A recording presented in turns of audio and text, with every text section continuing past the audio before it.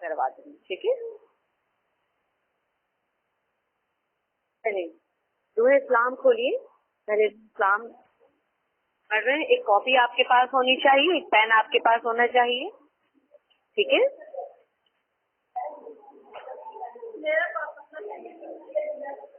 آپس میں باتیں مت کریں, صرف اپنا کام جو کر رہے ہیں وہ کیجیے.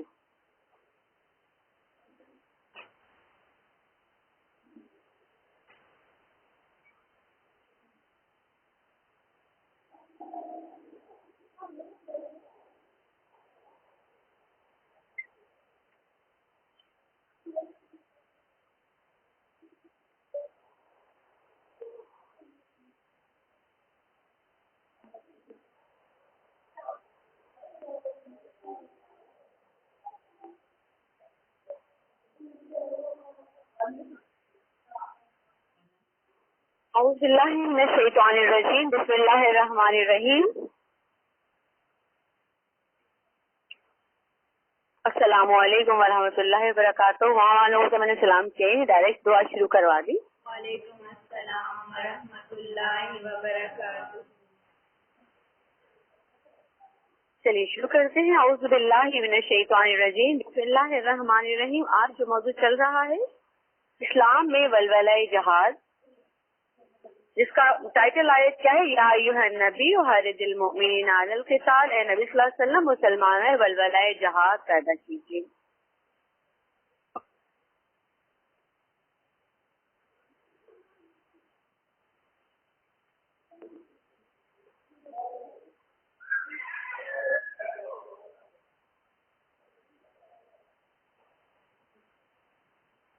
اے مسلمانوں, کافر لوگ جب تک فتنہ بازی کو نہ چھوڑ دیں اور صاف کلی طور پر دین کو نہ اختیار کر دیں تب تک جنگ جاری رکھیں. کیا حکم دیا کہ اس وقت تک جنگ جاری رکھو جب تک کہ اہل کفر فتنہ بازی کو نہ چھوڑ دیں. ان اللہ یحب الذین یقاتلون فی سبیلہ صفا کأنہم بنیان مرصوص.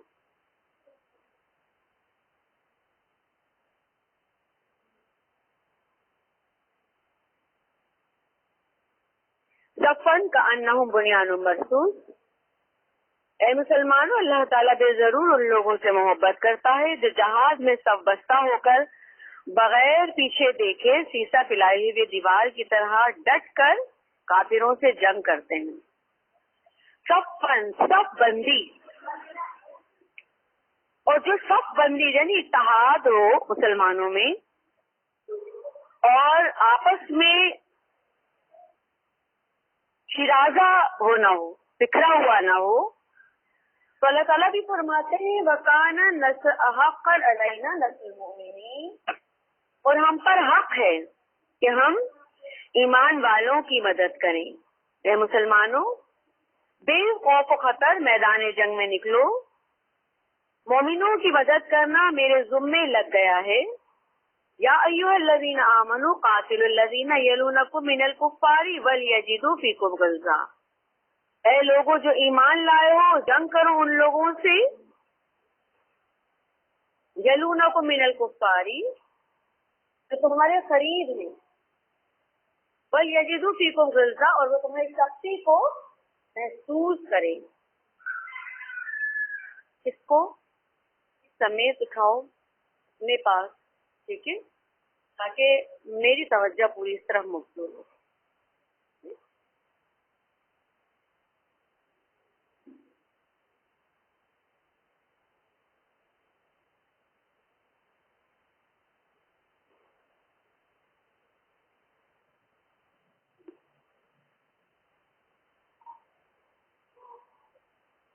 جی, بے خوف و خطر میدان جنگ میں نکلو. مومنوں کی مدد کرنا میرے ذمے لگ گیا ہے. وَكَانَ حَقًّا عَلَيْنَا نَصْرُ الْمُؤْمِنِينَ, یعنی جب ایمان والے اللہ کے دین کے لیے نکلتے ہیں تو اللہ پر لازم ہوتا ہے, اللہ تعالیٰ نے فرض کر لیا اپنے اوپر. حقاً کا مطلب ہے یہاں حق سے مراد ہے نا کہ حق ہے, یعنی مومن کا حق ہے اگر وہ اللہ کے لیے نکلے تو اللہ تعالیٰ اس کی مدد کرتا ہے. جیسے نبی صلی اللہ علیہ وسلم کی وہ مجھے حدیث نظر آ رہی ہے, یا وہ نظر آ رہی ہے, نظر سے مراد ذہن میں آ رہی ہے. ہوتا کیا ہے کہ وہ صفحہ آنکھوں کے سامنے آ جاتا ہے, وہ لائن آنکھوں کے سامنے آ جاتی ہے. تو ایسا نہیں کہ سامنے لکھی ہوئی کہیں ہوتی ہے, وہ نظر آنے سے کیا مراد ہوتا ہے کہ عام طور پر حدیث ذہن میں اسے لکھی ہوئی ہوتی ہے, جیسے پیپر پہ لکھی ہوئی ہے, تو اچانک سے وہ ذہن کے آگے وہ لفظ آ جاتے ہیں, آنکھوں کے آگے وہ الفاظ آ جاتے ہیں. اس کے اندر آپ صلی اللہ علیہ وسلم نے کیا فرمایا کہ جو اللہ کے دین کا کام اپنے ذمے لے لیتا ہے, اللہ کے دین کا کام اپنے ذمے لے لیتا ہے, تو اللہ اس کے ہر مسئلے یا اس کے ہر کام کا ضامن ہو جاتا ہے.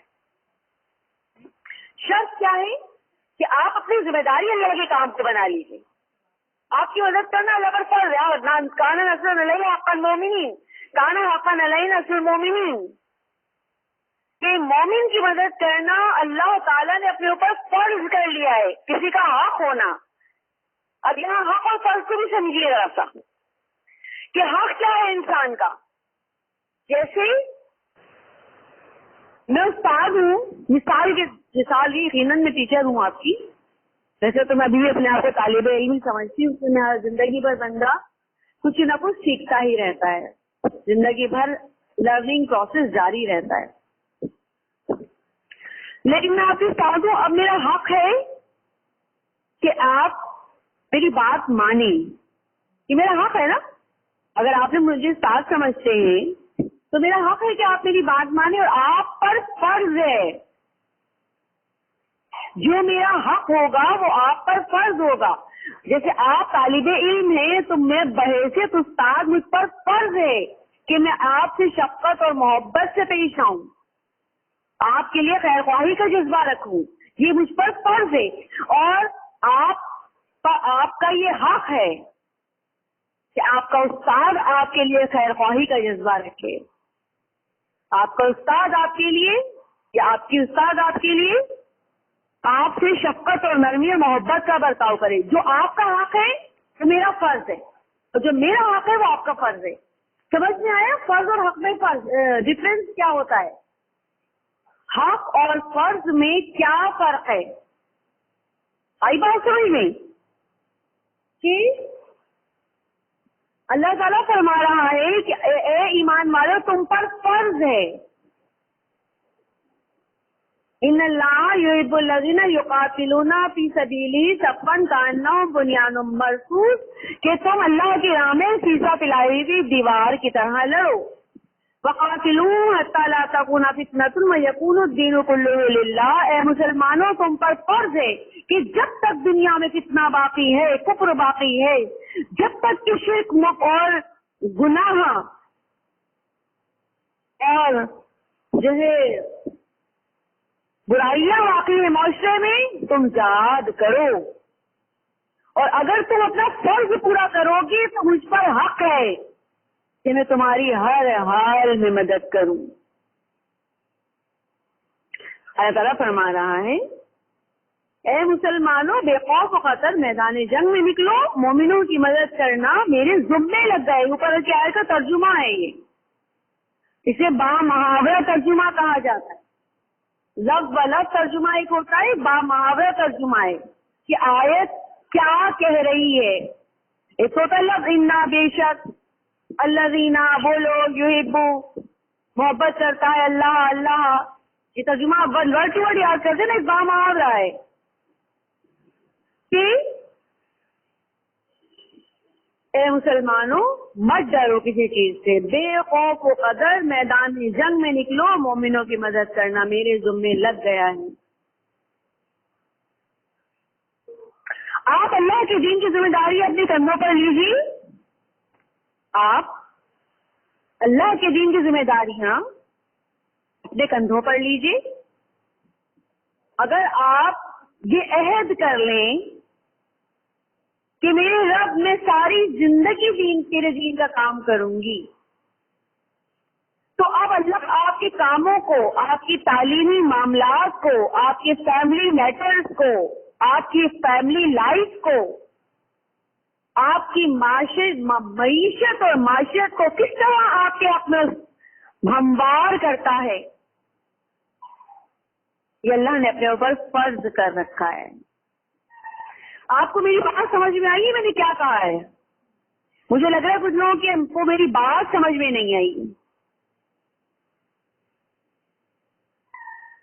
میری بات اور توجہ سے سنی تاکہ سمجھ میں آئے آپ کے بات کو سمجھنا بہت ضروری ہے. میں نے یہ کہا ہے اس آیت کے مفہوم کو وضاحت کرتے ہوئے کہ اگر آج آپ اس چیز کو ڈسائیڈ کر لیں، اگر آج آپ یہ فیصلہ کر لیں کہ میرے رب میں تیرے دین کی جد و جہد کروں گی، تیرے دین کا کام کروں گی، چاہے مجھے اس کے لیے کوئی بھی قربانی دینی پڑے، تو اللہ تعالیٰ جواب میں کیا فرماتا ہے کہ تمہاری مدد کرنا، تمہاری معیشت، معاشرت، تمہاری زندگی کے معاملات، تمہاری رشتے داریاں، تمہارے عائلی زندگی، تمہاری معاشرتی زندگی، تمہاری معاشی زندگی، تمہاری اقتصادی زندگی، ان سب کو تمہارے حق میں استوار کرنا میرے ذمے. مت پریشان، لیکن شاید تمہیں پہلے کچھ کرنا ہوگا. بالکل ایسے ہی جیسے ایک بہن کہے کہ آج میں پڑھ رہی ہوں، میرے حصے کا کام تم کر لو، میرے امتحان ہو رہے تو میرے حصے کا کام تم کر لو. ایک بندہ یہ کہے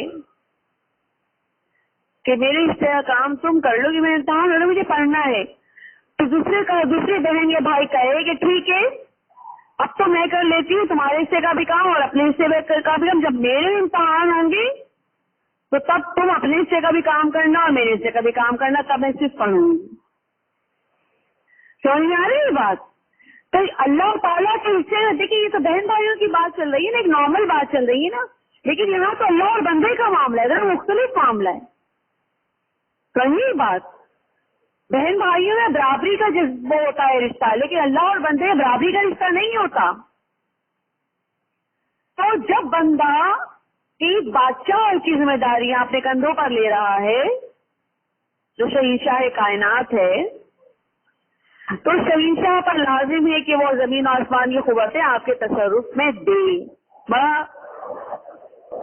بڑا ہی بھاری بھرکم جملہ میرے منہ سے نکل گیا ہے، صحیح بات، بڑا بھاری بھرکم جملہ نکل گیا ہے میرے منہ سے. بعض اوقات ہم بے ارادہ بھی بول پڑتے ہیں. جملہ میں دہرا رہی ہوں کہ جب شہنشاہ کائنات کے ذمے کا کام، شہنشاہ کائنات کی ذمہ داری جب بندہ اپنے کندھوں پر لے رہا ہے، دین پھیلانا اللہ کی ذمہ داری، لیکن بندہ کہہ رہا ہے کہ نا میں بھی کروں گا کام. اب اس شہنشاہ کا فرض ہے، شہنشاہ کائنات رب تعالیٰ کا فرض ہے، اس نے اپنے پر فرض کر لیا ہے، ہم نے نہیں کیا فرض، اسے خود کہا ہے کہ مجھ پر فرض ہے. اور کیا فرض ہے مجھ پر؟ کہ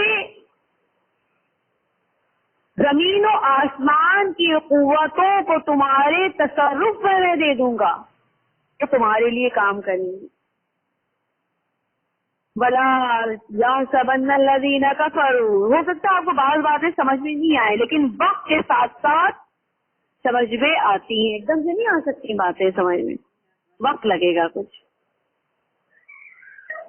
وَلَا يَحْسَبَنَّ الَّذِينَ كَفَرُوا سَبَقُوا إِنَّهُمْ لَا يُعْجِزُونَ وَأَعِدُّوا لَهُم مَّا اسْتَطَعْتُم مِّن قُوَّةٍ وَمِن رِّبَاطِ الْخَيْلِ وَتُرْهِبُونَ به عدو الله وعدوكم اے مسلمانوں، کفار تم سے کسی معاملے میں بڑے ہوئے نہیں ہیں، تم ایسا خیال مت کرو اور یہ خیال رکھو کہ وہ تم کو کسی حال میں نہیں ہرا سکتے، عاجز نہیں کر سکتے۔ ان کے مقابلے کے لیے اپنی پوری قوت سے لٹ، تلوار، تیز، تفنگ، توپ، مشین گن یا دنیا ایٹم بم یا کچھ بھی وغیرہ سے غرض زمانے میں جو طاقت ہو اس سے، اور تیار گھوڑوں سے ہر حال ہر وقت آمادہ جنگ رہو۔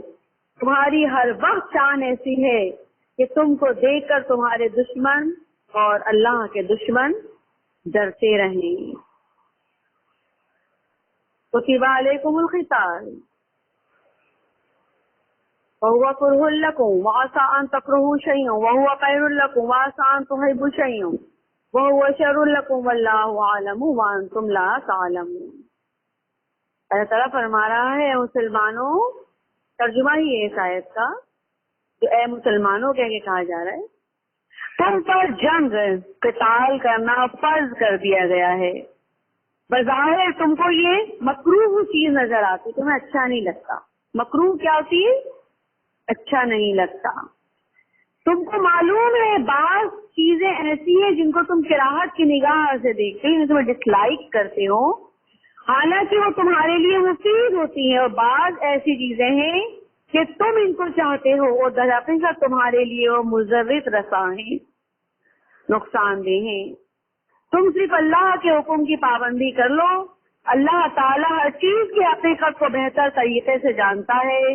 فقاتلوا ائمۃ الکفر، عوام بھولے بھالے ہوتے ہیں، بے جرم ظالموں کے پنجے پھنسے ہوئے رہتے ہیں، در حقیقت وہ اسلام کے دشمن نہیں ہیں۔ اسی لیے مسلمانوں، تم کافروں کے سرغنوں اور سرداروں کو مارو، یہی دشمن اسلام ہوتے ہیں۔ تم کافروں کے سرغنوں، ائمۃ الکفر کا مطلب کیا ہوتا ہے؟ عوام تو بولی بھالی ہے نا، مگر جو اصل میں اسٹیٹمنٹ ہوتا ہے نا وہ خراب ہوتا ہے۔ یہ اسٹیٹمنٹ مثلا حکومت عوام نہیں چاہتی ہندو مسلم فسادات ہو، ایسے اسٹیپ لیے جائیں، لیکن اسٹیٹمنٹ ایک ایسا اتھارٹی ہے، وزیر اعظم، وزراء وغیرہ جو پالیسیز بناتے ہیں، پالیسی میکر آپ کہہ لیجیے، انہوں نے کچھ پالیسی ایسی مرتب کی ہیں کہ مسلمانوں کو وطنیت کے حق سے بے دخل کر دینا۔ ہندوستان میں گائے کا گوشت کھانے والوں پر ظلم و تشدد، اور اسی طرح سے اور بہت سارے معاملات جس کے اندر آپ کہہ سکتے ہیں ہر وہ چیز جو مسلمانوں عوام کو اگر آپ دیکھیں نا تو ہندو مسلمان سے گھروں میں آتے جاتے ہیں، لیکن کیا اسٹیٹمنٹ ایسے ہیں جو اپنی سیاست چمکانے کے لیے ہندوؤں کو تشدد سے آمادہ کر رہے ہیں مسلمانوں کی۔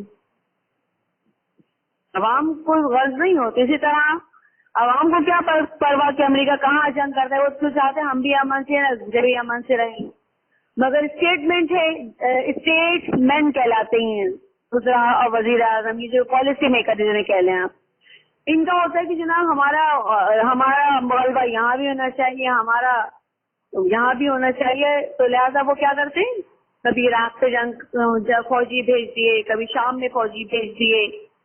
تو یہ جو کچھ لوگ ہیں نا جو پالیسی میکر یا اسٹیٹ مین ہے، تو لہٰذا ان کے بارے میں اللہ تعالیٰ کیا فرماتا ہے، فقاتلوا ائمۃ الکفر، کفر کے ائمہ کو قتل کرو، یہ اصل میں برائی کی جائے، ان کو مارو گے، عوام کو اس سے پرواہ نہیں کون کیا کر رہا ہے، عوام ساتھی سیدھی ہوتی ہے۔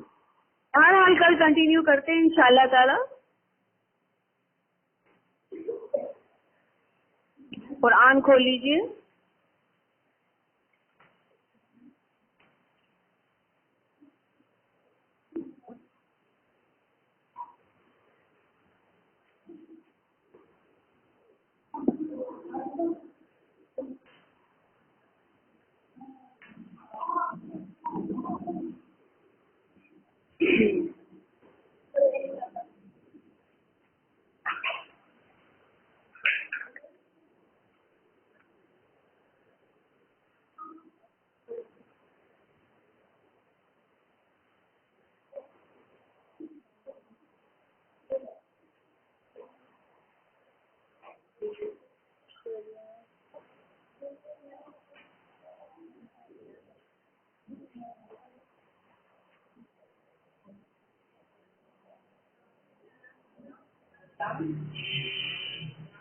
جی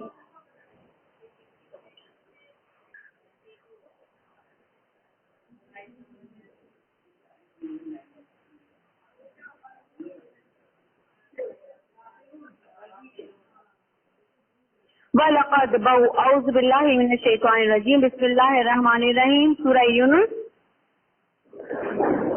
پارہ نمبر 11 آیت نمبر 193 سے شروع کریں گے. 93 آیت نمبر 93 سے شروع کرنا ہے نا. اعوذ باللہ من الشیطان الرجیم بسم اللہ الرحمن الرحیم وَلَقَدْ. ترجمے پہ ذرا اور کیجیے. ایک قرآن ذرا پیچھے دے دیجیے ترجمے والا. ایک قرآن ذرا پیچھے دیجیے.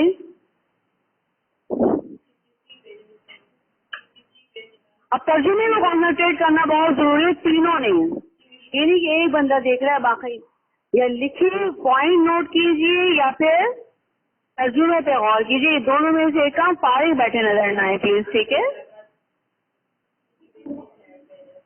اعوذ باللہ من الشیطان الرجیم بسم اللہ الرحمن الرحیم وَلَقَدْ بَوَّأْنَا بَنِي إِسْرَائِيلَ مَبَوَّأَ صِدْقٍ.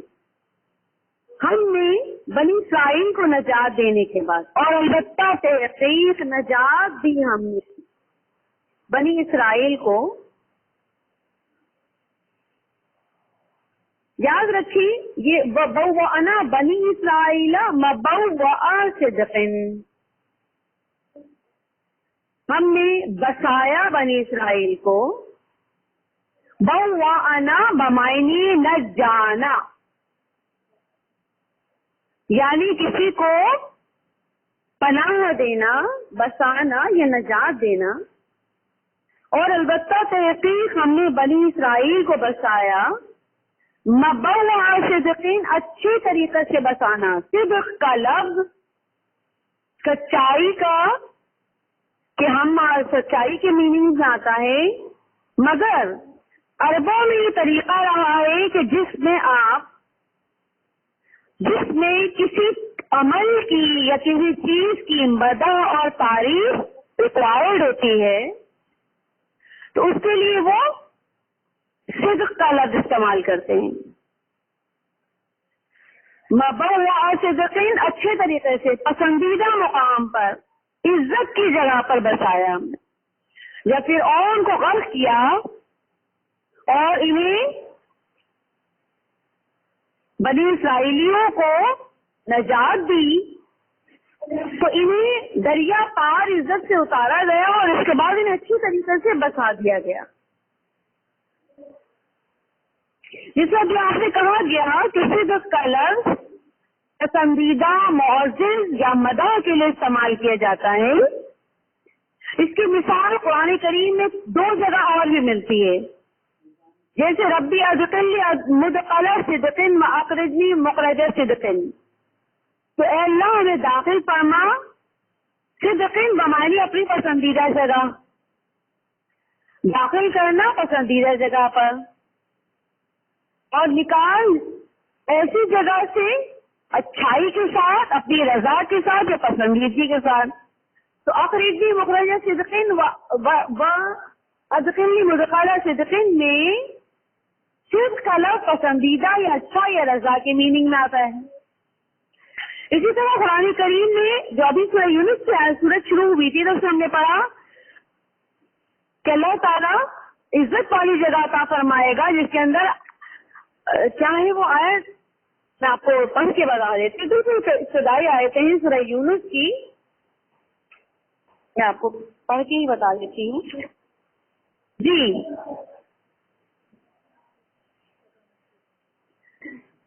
وبشر الذین آمنوا ان لهم قدم صدق عند ربهم, اور خوشخبری دیجیے ان لوگوں کو جو ایمان لائے بے شک ان کے لیے قدم صدق, ٹھہرنے کی جگہ ہے عزت والی ان کے رب کے پاس, یعنی ان کے رب کے پاس عزت کی, قدم صدق عزت کی جگہ ہے ان کے رب کے پاس. یہاں پر صدق کا لفظ بمعنی عزت کی پسندیدہ جگہ یا معزز یا مدح کی میننگ میں استعمال ہوا ہے. تو اللہ تعالیٰ بنی اسرائیل کو جب فرعون عذاب سے، فرعون کی تکلیف سے، فرعون کی جو تکالیف وہ دیتا تھا، اس کا قرآن کریم میں 12 ذکر آیا کہ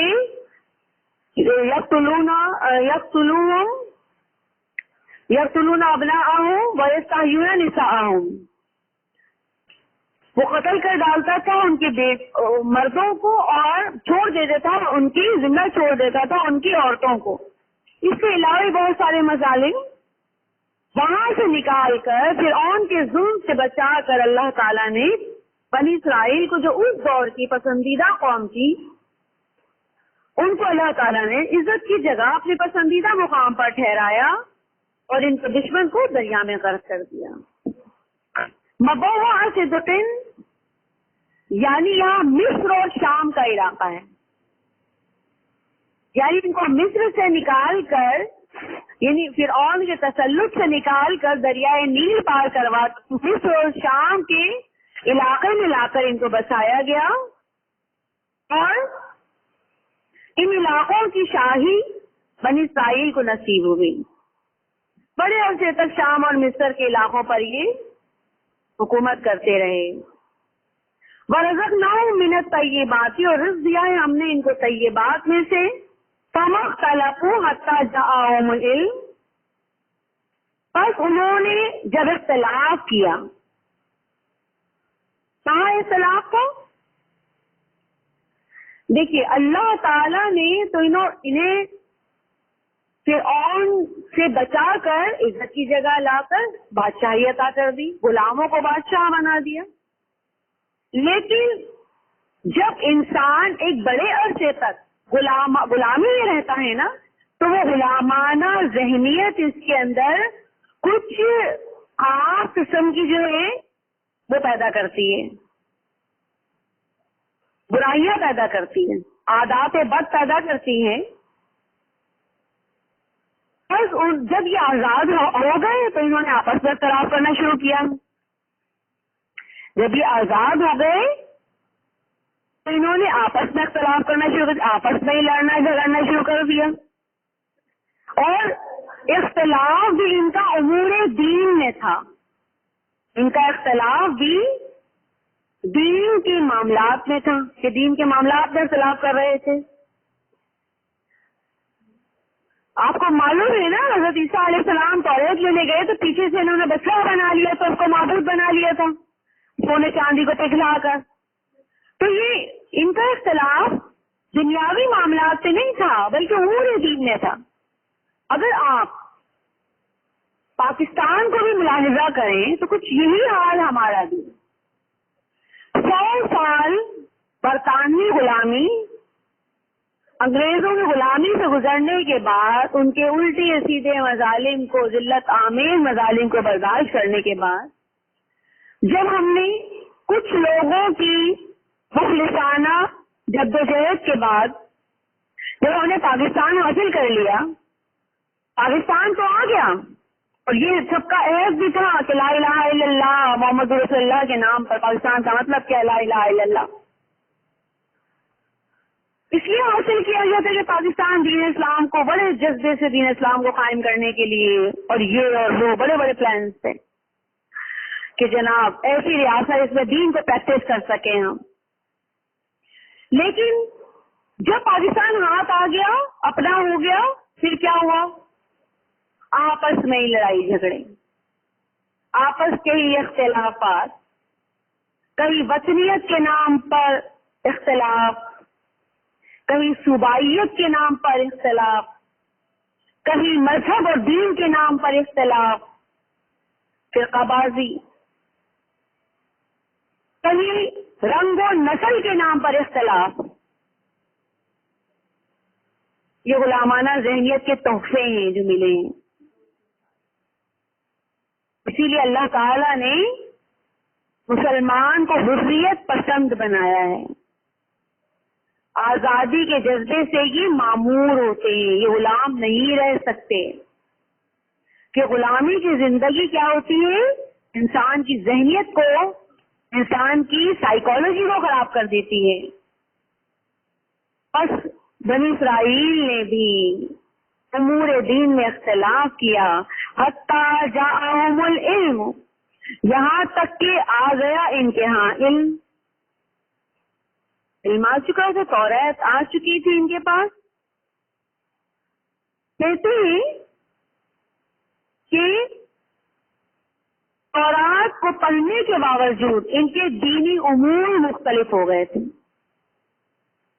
ان کے ہاں تورات آئی، تورات تھی، لیکن ہر بندہ اپنے لحاظ سے دینی امور کو پریکٹس کر رہا تھا. حالانکہ انہیں یقین تھا کہ تورات کے جملہ احکام حق ہیں، ان پر ثابت رہنا، ان پر ثابت قدم رہنا ان کا فرض تھا. تو تورات کے احکام پر ثابت قدم رہتے، لیکن انہوں نے ایسی تعویلیں پیش کی تورات کے اندر، بہت سے مسائل کو انہوں نے اپنی مرضی کے مطابق کرنے کی کوشش کی اور کر بھی لیا. صرف اپنی انا برقرار رکھنے اور عوام سے جو وظائف کھاتے تھے نا، یہ عوام سے وظیفے کھانے کے چکر میں اور ان کے ختم ہو جانے خطرے کی بنیاد پر ان کے ہاں 71 فرقے بنے اور ہر فرقہ دوسرے کو غلط کہتا. ایسی پشت و خون بچی کہ ایک دوسرے کی شکل دیکھنے کے روادار نہ ہوئے اور زندہ رکھنے کے ہوادار نہ ہوئے. یہی عالم حضور صلی اللہ علیہ وسلم کی امت میں بعض نام نہاد علماء، مولوی اور لیڈروں میں یہی کیفیت ہو گئی، دوسرے کو برداشت ہی نہیں کر پاتے. جو دیکھیے نا، ہر وہ چیز نبی صلی اللہ علیہ وسلم کی وہ ہے نا کہ جو غیر قومیں جیسے کریں گے تم ویسے ویسے کر کے دکھاؤ گے. آپ فرماتے ہیں نا کہ جیسے جیسے غیر قومیں کریں گی، عیسائی یہودی کریں گے، اہل کتاب کریں گے، ویسے ویسے تم کر کے دکھاؤ گے، یہاں تک کہ وہ کسی غار میں جا کر چھپ کر کسی گوڑ کے بل میں بیٹھ جائیں گے نا، تم بھی وہیں گھس جاؤ گے. میں ہوا بھی وہی جو آپ وسلم نے فرمایا. بہرحال فَمَخْتَلَفُوا حَتَّى جَاءَهُمُ الْعِلْمُ إِنَّ رَبَّكَ يَقْضِي بَيْنَهُمْ يَوْمَ الْقِيَامَةِ فِيمَا كَانُوا فِيهِ يَخْتَلِفُونَ. بے شک آپ کا رب البتہ فیصلہ کر دے گا ان کے درمیان قیامت کے دن اس میں جس میں یہ اختلاف کر رہے تھے. حق اور باطل والوں کے درمیان فیصلہ فرما دے گا. وَإِن كُنتَ فِي شَكٍّ، بس اگر آپ کسی شک میں ہیں، مما انزلنا الیک، اس میں جو نازل کیا ہے ہم نے آپ کی طرف،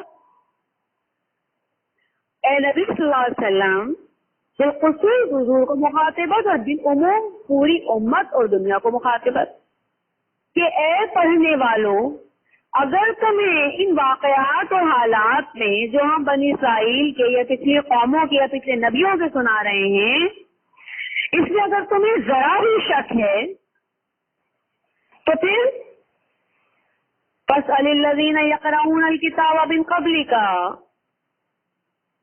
سوال کر لیجئے ان لوگوں سے جو آپ سے پہلے کتاب پڑھ رہے ہیں.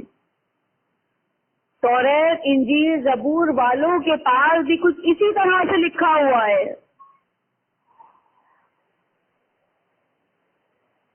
جبکہ یاد رکھیں یہاں پر فَإِن كُنتَ فِي شَكٍّ، آپ کسی شک میں ہیں. کیا حضور صلی اللہ علیہ وسلم کو شک ہو سکتا ہے کہ پتہ نہیں اللہ تعالیٰ سچا واقعہ سنا رہا ہے یا نعوذ باللہ جھوٹا واقعہ سنا رہا ہے؟ کیا یہ ممکن ہے کہ حضور شک کریں کہ اللہ کی آیات آ رہی پتہ نہیں سچی ہے کہ جھوٹی؟ نعوذ باللہ، ممکن نہیں ہے یہ بات کہ آپ صلی اللہ علیہ وسلم اللہ کی طرف سے آئی وحی میں شک کرے کہ پتہ نہیں سچا واقعہ ہے جھوٹا واقعہ ہے. کیونکہ آپ صلی اللہ علیہ وسلم خود اپنے بارے میں فرماتے ہیں لا شک ولا اسأل، نہ مجھے کوئی شک ہے نہ میں سوال کرتا ہوں. مگر یہ جو کہا جا رہا ہے یہ آپ صلی اللہ علیہ وسلم کو مخاطب کر کے آپ سے نہیں بلکہ اس کتاب قرآن کے پڑھنے والوں جو قیامت تک لوگ آتے رہیں گے، ان میں مسلم بھی ہیں اور غیر مسلم بھی ہیں، ان سے کہا جا رہا ہے کہ اگر تمہیں ذرا بھی شک ہے جو واقعات قرآن میں بیان کیے گئے ہیں ان کے بارے میں تو جاؤ پوچھ لو ان لوگوں سے جو پہلے کتاب پڑھتے رہے ہیں، توریت، انجیل اور زبور والوں سے بات کو پوچھ لو. لقد جاءک الحق من ربک، البتہ تحقیق آیا ہے آپ صلی اللہ علیہ وآلہ وسلم کے پاس وہ سچی بات آپ کے رب کی طرف سے جس میں کوئی شک کی گنجائش ہی نہیں ہے. فلا تکونن من الممترین، اور ہرگز شک کرنے والوں میں نہ ہو جائیے کہ جھوٹے لوگوں کی باتیں سن کر کہیں آپ کے دل متذبذب نہ ہو جائیں. ولا تکونن من الذین کذبوا بآیات اللہ، اور نہ ہو جاؤ ان لوگوں سے جنہوں نے جھٹلایا اللہ کی آیات کو. جو لوگ اللہ تعالیٰ کی آیات کو جھٹلاتے ہیں ان لوگوں میں سے نہ ہو جاؤ. تمام سے کہا جا رہا ہے فتکون من الخاسرین، بس تم نقصان اٹھانے والوں میں ہو جاؤ گے، نقصان اٹھانے والوں میں نقصان اٹھاؤ گے. اللہ کی آیات، بے شک اللہ کی آیات کو تو نقصان نہیں دیتی،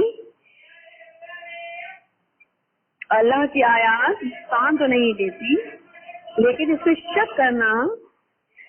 میں شک کرنے والوں کو اللہ کی آیت کو ان کے شک کا نقصان ہوتا ہے. یاد رکھیں قرآن کریم کی ایک بھی لفظ کے بارے میں شک کرنے والا، یہ پتہ نہیں سچا ہے یا جھوٹا ہے، نعوذ باللہ، اگر کسی کے دل میں ذرا بھی شک پیدا ہو جائے تو یاد رکھیں کہ اسے علم میں سے ذرہ برابر بھی نصیب نہیں ہوگا. علم نہیں آئے گا، اسے معلومات آ جائیں گی، معلومات آ سکتی ہیں، انفارمیشن ہو جائیں گی، علم نہیں آئے گا. اس کی چھوٹی سی سزا ہے کہ ایسے انسان سے علم چھین لیا جاتا ہے جو اللہ کی آیات، اللہ کے کلام کے بارے میں شک کرتا ہے. پھر بعض چیزیں ایسی قرآن کریم میں جس میں آپ کو عقل کی دلیل نہیں ملتی. سمجھ میں آ رہی ہے بات؟ قرآن میں بعض چیزیں ایسی ہیں جس میں آپ کو عقل کی دلیل نہیں ملتی، یعنی عقل کی سمجھ میں نہیں آتے، یا بعض چیزیں ہیں جو بعد میں ثابت ہوئی، اس وقت ثابت نہیں ہوئی تھی. اب جیسے فرعون کی لاش کے بارے میں 14 سال پہلے آیا تھا نا قرآن کریم میں کہ فرعون کی لاش تو ہم تیری لاش تجھے عبرت بنا دیں گے، عبرت کا نشان بنا دیں گے. اور اس کی لاش کب دریافت ہوئی؟ تقریباً 1200-1300 سال بعد، 19ویں صدی کے اوائل میں، ابتدائی سالوں میں. تو سوچیے کہ جو 1200-1300 سال بعد ایک اللہ کی آیت جو 1300 سال پہلے نازل ہوئی تھی وہ 1300 سال بعد تک ثابت ہوئی. تو لوگوں کے دلوں میں شک پیدا کرنے والے، اور ان شک پیدا کرنے والوں میں سب سے بڑا شک پیدا کرنے والا شیطان ہمارا وقت لوگوں کے دلوں میں شک ڈالتا رہتا ہے. آج کے دور میں بھی کچھ لوگ ایسے ہیں جو قرآن کے بارے میں شک کرتے ہیں. جب زیادہ پڑھ لکھ لیتے ہیں تو دماغ زیادہ خراب ہو جاتا ہے. یہ جنہوں نے دنیا پڑھی ہوتی ہے ان لوگوں کے ذہن میں کہتے ہیں یہ قرآن یہ تو 14 سال پرانی کتاب ہے، آج کے دور میں یہ اپلائی نہیں ہو سکتی، اس میں تو یہ لکھا ہے، اس میں تو وہ لکھا ہے. تو یہاں پر قرآن کے پڑھنے والے کو نصیحت کی جا رہی ہے کہ باتوں کی حقیقت ہو سکتا ہے تمہیں فوری سمجھ میں نہ آئے، مگر وقت کے گزرنے کے ساتھ ساتھ تمہیں حقیقت پتہ چلے گی، مگر تم شک میں مت پڑنا. اگر سمجھ میں نہیں آ رہا تو تم شک میں مت پڑنا. اگر آپ قرآن کی تاریخ دیکھیں، اسلامی تاریخ دیکھیں، تو آپ صلی اللہ علیہ وآلہ وسلم پر وہ آیات نازل ہوئی جسے کفار زندہ ہنس پڑے تھے، اور آپ صلی اللہ علیہ وسلم پر نعوذ باللہ دیوانگی کا الزام لگایا.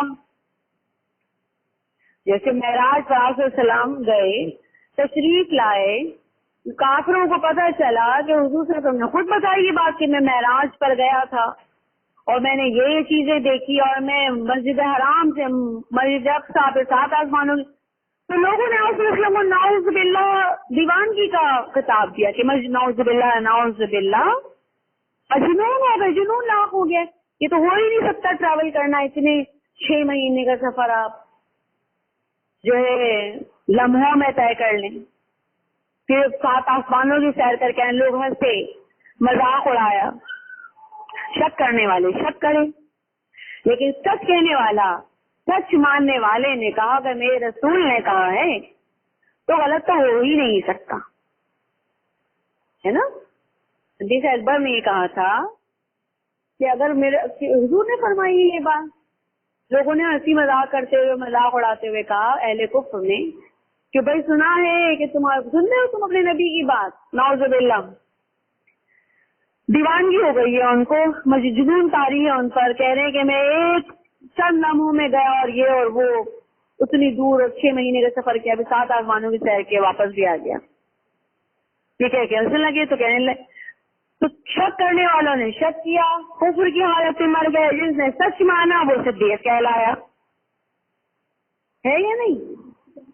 اسی طرح روم اور فارس کی آیات نازل ہوئی، لوگوں نے کہا بھائی روم تو پٹ گیا، ختم ہو گیا، کیپٹل تک آ گئے، ان کی حکومت ہی ختم ہو رہی ہے۔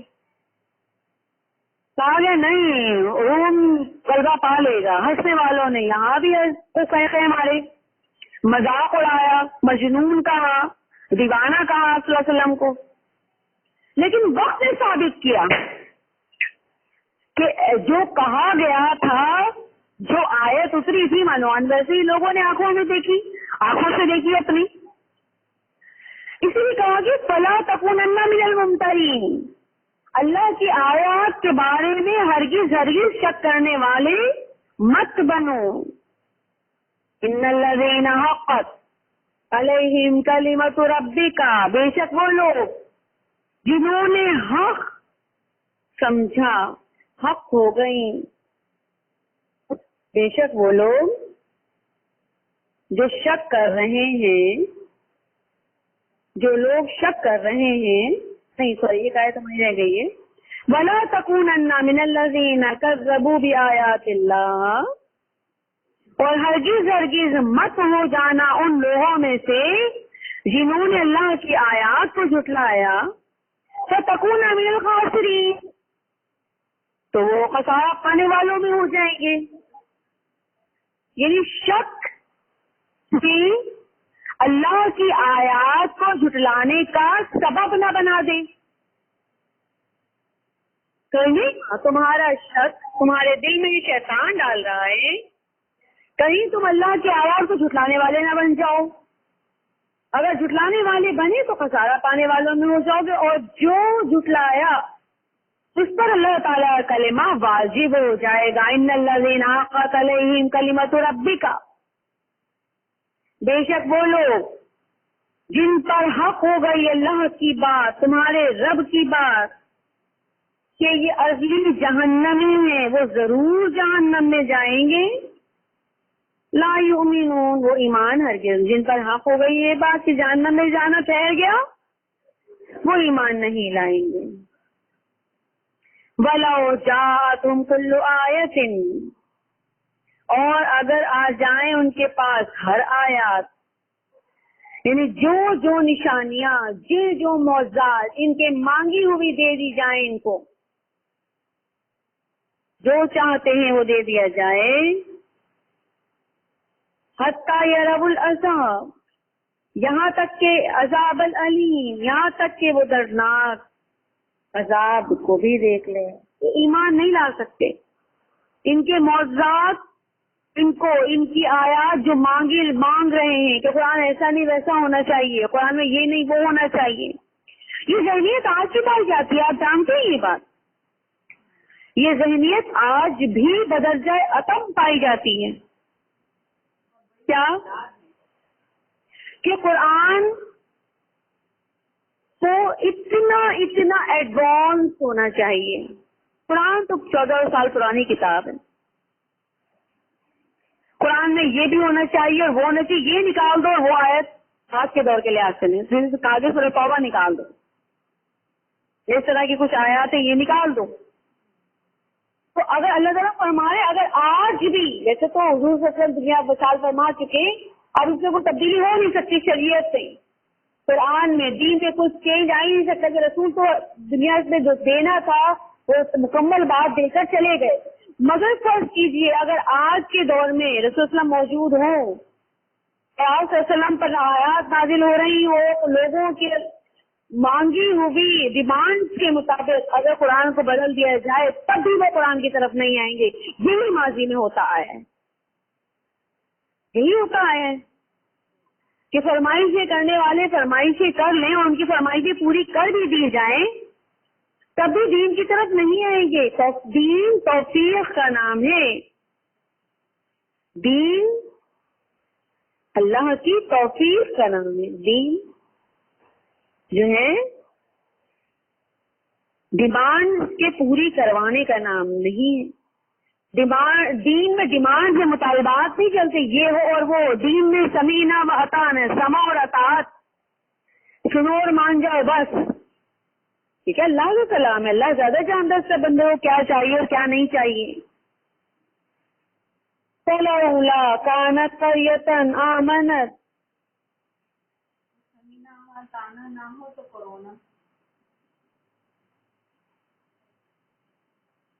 فلولا کانت قریۃ آمنت فنفعها ایمانها, اگر ہو کوئی بستی جو تباہ ہو چکی ہو, آمنت وہ ایمان کیوں نہ لائے. یہ بستیاں جو دنیا سے گزر چکی, قوم سمود کی بستی جا کے دیکھو, قوم عاد کی بستی جا کے دیکھو, اصحاب الایکا کی بستیوں کو جا کے دیکھو, چھتری والے دن کے عذاب والوں کی بستیوں کو جا کر دیکھو. اگر یہ کیوں ایمان نہ لائے. فلولا کانت قریۃ آمنت فنفعها ایمانها,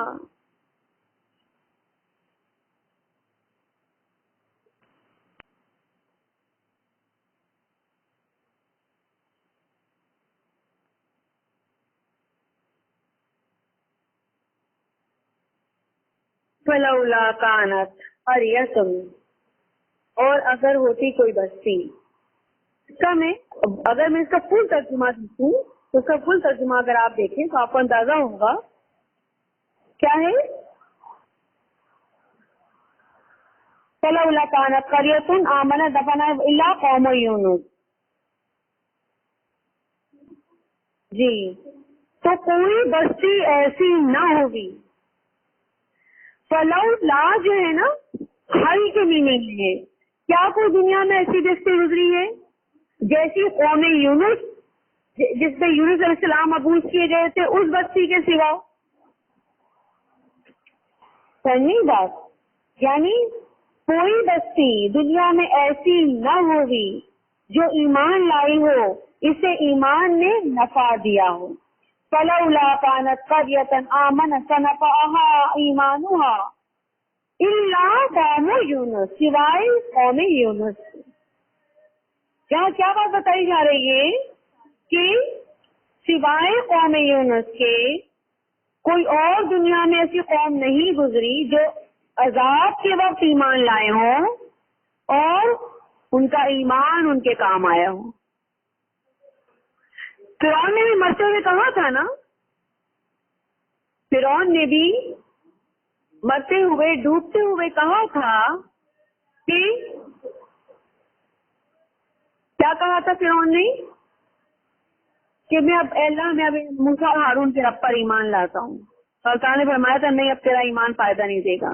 اس طرح جسے ہر بستی عذاب دیکھتی تھی تو کہتے تھے اللہ اب ایمان لاتا ہے. اللہ فرماتا ہے کہ ایسے وقت میں جب عذاب کا حکم صادر ہو جائے, عذاب ہونا شروع ہو جائے, کسی قوم کو ان کے ایمان لانے میں فائدہ نہیں دیا سوائے حضرت یونس علیہ السلام کی قوم کے. اب یہ ایک نیا موضوع ہے جو آپ کے لیے شروع ہوا ہے. یونس علیہ السلام کی قوم. یونس علیہ السلام کے والد کا نام متی تھا, اور بعض لوگ کہتے ہیں ان کی والد نہیں والدہ کا نام متی تھا, کیونکہ ان کو یونس بن متی کہا جاتا ہے یا متا کہا جاتا ہے. اہل علم نے کہا کہ اپنی والدہ سے صرف یہی دو پیغمبر ہیں جو اپنی والدہ کے نام سے یاد کیے جاتے ہیں, ایک یونس بن متی اور ایک عیسیٰ بن مریم. تو یونس علیہ السلام کی قوم نے جب ایمان, یونس علیہ السلام نے کیسے بڑا عرصہ تبلیغ کی. اس آیت کو مکمل کرتے تھے, اس کے بعد اس کی تفصیلات پر تفصیل پر آتے ہیں. فلولا كانت قرية آمنت فنفعها إيمانها إلا قوم يونس لما آمنوا كشفنا عنهم عذاب الخزي في الحياة الدنيا ومتعناهم إلى حين. اور دنیا میں سوائے قوم یونس کے کوئی اور ایسی قوم نہیں تھی جن کا عذاب کے وقت ان کے ایمان نے ان کو فائدہ دیا ہو, جب انہوں نے ایمان قبول کیا اور ان کو ان سے کشفنا ہٹا دیا ہم نے ان سے انہم ان سے عذاب الخزی, ذلت و خواری کا عذاب ان پر سے ہم نے ہٹایا. ذلت کا عذاب ہٹایا کس نے؟ فی الحیات دنیا, دنیا کی زندگی میں. ومتعناہم اور ہم نے فائدہ دیا ان کو, یہ زندگی دی یا موقع دیا نیکی کرنے کا, الہی ایک وقت مقرر تک. حضرت یونس علیہ السلام کا یہاں ذکر آ رہا ہے. حضرت یونس علیہ السلام کو موصل کی طرف, موصل ایک ملک کا نام ہے, موصل کے علاقہ نینوا, بابل اور نینوا کا نام سنا ہوگا آپ نے. یہ بابل اور نینوا اور بابل یہ کربلا کے قریب, کربلا کا علاقہ کہلاتا ہے آج کا. یونس علیہ السلام کو موصل کے علاقے نینوا کی طرف نبی بنا کر بھیجا گیا.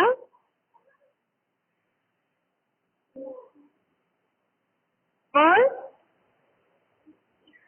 یونس علیہ السلام بڑی ایک عرصے تک لوگوں کو اللہ کے دین کی دعوت دیتے رہے, لیکن لوگوں نے دعوت قبول نہیں کی, اللہ کا دین قبول نہیں کیا. آپ حضرت یونس علیہ السلام بڑے ہرٹ ہوئے, بڑا غم ہوا ان کو, کیونکہ نبی جو ہوتا ہے نا وہ قوم کی بھلائی چاہتا ہے.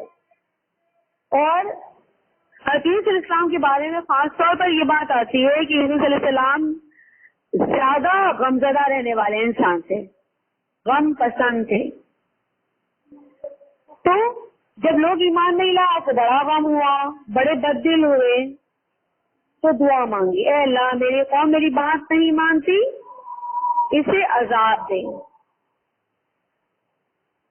اے اللہ میری قوم میری بات نہیں مانتی, اسے عذاب دے.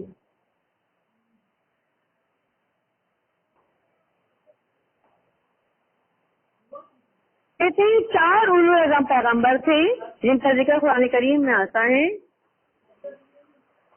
جنہوں نے تکلیف برداشت کی مگر کیسے بددعا نہیں کی تھی. ہوتا کیا ہے کہ نبی پر جب دعوت کا بوجھ پڑتا ہے, دعوت دین کے عمل سے وہ گزرتا ہے, لوگوں کو بلا رہا ہوتا ہے, جب یہ بوجھ پڑتا ہے تو یہ بوجھ کے بعض لوگ متحمل ہوتے ہیں, بعض لوگ متحمل نہیں ہوتے. کبھی کبھی آپ کی بھی یہ کیفیت ہوتی ہوگی, کیا ہم لوگوں کو بولتے ہیں, لوگ ہماری بات ہی نہیں مانتے, ہم کہہ کے تھک گئے, ہمارے بچے بھی نہیں سنتے. بعض اوقات لوگ جب ہم لوگوں کو کوئی نیکی کی طرف بلا رہے ہوتے ہیں نا, اور جب وہ نہیں مانتے تو ہم حفظہ ہو جاتے ہیں, ڈپریشن میں آ جاتے ہیں. تو یہ بتاتا ہے کہ ہم دعوت کے کتنے متحمل ہیں, کیونکہ دعوت ایک تحمل کا کام ہے. آپ عام دعوت بھی دیکھیں نا, دنیا کی عام, جو لوگ 10 لوگوں کو برداشت کرنے کی صلاحیت رکھتے ہیں وہی لوگ لوگوں کی گیدرنگ کو بھی جاتے اور بلاتے ہیں. جو لوگ بس کسی کی بات نہیں برداشت کر سکتے نا وہ لوگوں سے ملتے ملاتے ہیں نہ لوگوں کو اپنے گھر آنے دیتے ہیں, پسند ہی نہیں کرتے, نہ آتے نہ جاتے, کٹ کے رہتے ہیں. دو طرح کے لوگ ہمارے یہاں پائے جاتے ہیں نا دنیا میں, یا نہیں پائے جاتے ہے نا.